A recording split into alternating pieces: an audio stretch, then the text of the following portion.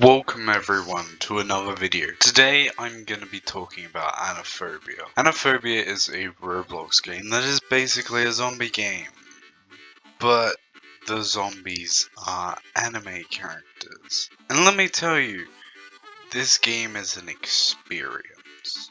If you hate or love anime, you will find this game great. Heck, if you just want to play an open world zombie game on Roblox, you'll find this one enjoyable. Now, also, this game is where my fear of Nekos first began. That's right, ladies and gentlemen, we are coming to ground zero. So without further ado, let's get into the video. The first question you're probably asking is, why anime? What's the story here? Well, I don't really know. The new fandom and the Discord don't really have any information about the lore, so I have to go to the lore of the Legacy Edition, which basically says a genetic company found a way to modify traits of humans, so they started using it as an alternative to plastic surgery, and a bit later people started asking to become anime characters, and despite tests, those anime characters went a bit crazy. It's not a great story, but it's at least a story where they don't just shove in radiation and just blame it all on that. Next, we should talk about what you do when you spawn. Well, the thing about this game is when you spawn, there will be a multitude of different places that you can go to. There are 4 main locations in the hub area. Now the hub area will be this like fortified town slash base, and if you go onto the left street, you will eventually get to a weapons shop. Now in this weapons shop you can buy weapons. Yeah, with the cash that you found off the corpse of the anime characters. Each weapon will have requirements to pass before you can buy it, so there'll be a price and a level. In order to pace the game, the devs made it so certain items require a certain level, even if you have the money. Now this may initially seem annoying, but the thing is that in this game, with the exception of items you get with Robux, as well as your M1911 and crowbar that you always spawn with, you will lose all items, all the items you had on you. Now, that also may seem annoying, but the amount of money you get completely outweighs the amount of XP that you get, so it balances itself out, and so you will have enough money to buy the weapons. You won't have high enough levels to get the newer weapons, so it's not as bad, it's just pacing. The next place on your right is the item shop, pawn shop, not quite sure. I guess, I don't know. Anyway, you can sell your items there. You bought there for a slight refund, or if you just upgrade your items and you want to sell your old items, you can do that. Except for the items you automatically spawn with. No infinite money glitch, friends. But yeah, so say you buy a weapon, you're about to log off, you can go there and get a slight refund. You know, just to top off your money. Next, you can see a vending machine next to the car, and there you can buy drinks. I kind of forgot what they did, but I'm pretty sure it's healing. They can heal you when you drink it. And lastly, there's the car. Now the car is the most important. It's how you actually get into the main map and begin shooting 02. So there are 4 locations. The town, which is pretty much the basic starting area. There's no real pickups for guns and stuff there, but there is a decent amount of light ammunition, which is the ammunition which your M1911 uses, and many of your starting guns. It also has some shotgun ammo, which is, you know, one of the starting ammos, but shotguns are good all throughout the game. It also doesn't have many Nekos and other high level enemies. It's just a starting area. It also has a decent amount of cars as well, so you can get away from there easily if you want to. Next is the church, which will have 2 cars spawning, a shotgun, and a shotgun ammunition in the church. This is close to the sort of intermediate areas. And then there's the garage, which is also close to the intermediate areas, but no one goes there unless they're looking for nuke stuff.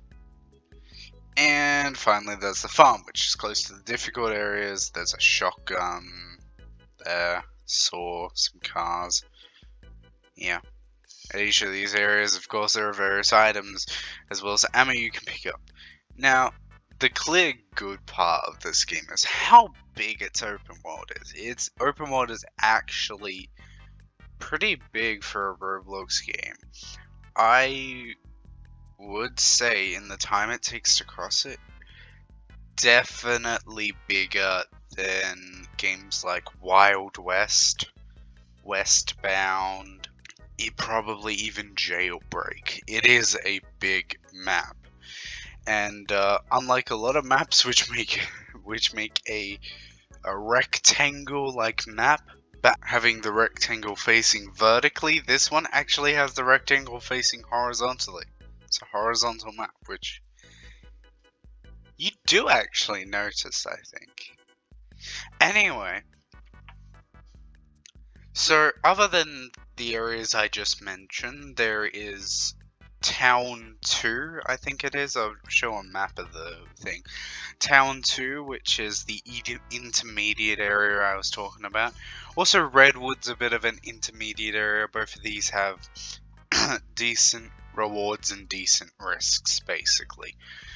And then as you go more west in the map, it gets harder, and then you get into the difficult areas. Now, the intermediate areas I call intermediate because of the amount of spawns they have, as well as the amount of Nikos they have. The difficult area is different because most of the enemies have guns. That's right, some of the anime characters learned how to use guns, which ain't that good. They can range from not good guns to Barrett 50 cows, which can one tap you. Now, the most notable area in the difficult places is, of course, the military base. In this, it will be surrounded by a minefield, Barrett 50 cows, AK-47, shotgun, riot shields, all sorts of lovely things. But it is, once again, high risk, high reward. That's how this game works. And personally, I prefer to raid the military base than going to any of these other locations, because you do get good stuff. That's about it for locations. You can see all the stuff on the map. There is a few more, but I think that's about it for there. Time to talk about the characters. Now, the characters, well, there's a lot. I think they're still updating all the different types of characters, because there are some there that definitely went around when I was playing them. They're from classic animes, out of the box animes, new animes, old animes. There is a lot. Now, among all these characters, I would like to say there's 5 different types. The first type is your normal one, which is they've got a walking speed that's slower than your sprint. They have only 100 health, and these ones you can pretty easily take out. Then you have the ones that are similar to the standard ones, except they've got more health, or they've got some sort of attribute such as being able to throw something that can hurt you. Then you got the Nikos, which have 100 health, faster than your sprinting speed, and can do a lot more damage. Finally, you have the Super Nikos, which they have basically they just have more health. That, by the way, all those words I just used to describe them, I made up myself. They do not call them. Anyway, lastly we have the bosses. Now, I believe there are 3 different bosses. Darkness, Dio, and I forgot her name, but it's the one that spawns at the police station. So yeah, they've all got different spawns on the map. Bring up the map again, I'll show you where they are, but I'll just say it. Darkness spawns in like the dried lake. I think that's what I'd say. The one I can't say pronounce spawns in the police station of Town 2. And the last one, Dio, spawns in the mansion. Now, we're finally gonna get on to the best part. No, I won't be covering weapons today. I already did a weapon video and it took me ages. Just look at the fandom. I'll link it down below. I'll also link the game if you guys want to go and play it. But the last thing we have to talk about is the people. Because this game is great with friends or even just randoms. I had a bunch of hysterical moments looking at the chat while playing this. Interacting with the people is so fun. Going and raiding like bases and stuff together is great. And most of all, just mucking around and role-playing is incredibly fun in this. That's about all I kind of want to say. It's a good game. People should go check it out. Give it some love, give it some support. I really hope that this game gets really big at some point, because I feel like with a bit more money, a bit more reason and everything pumped into the developers' pockets, I think this could be an amazing game. Like, it's a good game, but I really think it could become an incredible game. So, yeah. Thanks for watching. Like and subscribe, and go and give Aniphobia a shot. Might not be for you, but believe me, it's a great game. Anyway, I've gotta go. Bye.